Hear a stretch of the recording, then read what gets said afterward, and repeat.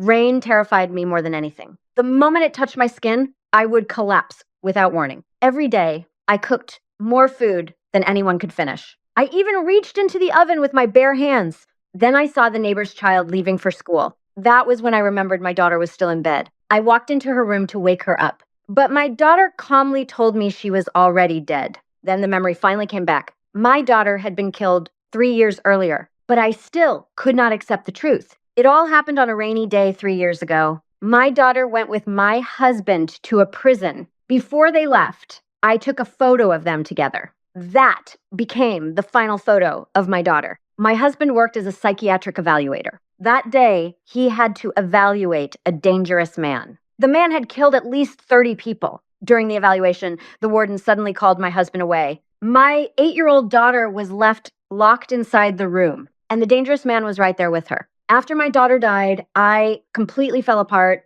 My husband eventually left me too. From then on, I survived on alcohol and medication. I spent every day staring out the window. Then a father and daughter moved in across the street. Neil was handsome, and I was drawn to him immediately. But late one night, I saw something horrifying.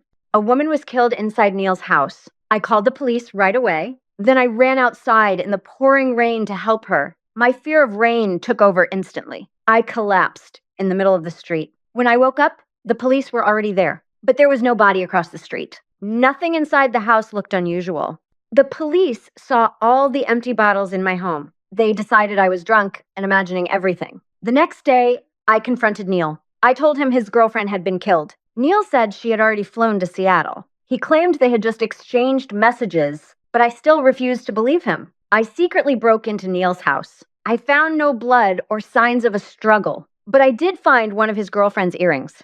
Then Neil suddenly came home with his daughter. He caught me inside his house. Neil angrily forced me to leave. After that, he filed a restraining order against me. I started wondering whether I was truly losing my mind. I decided to take a trip and clear my head.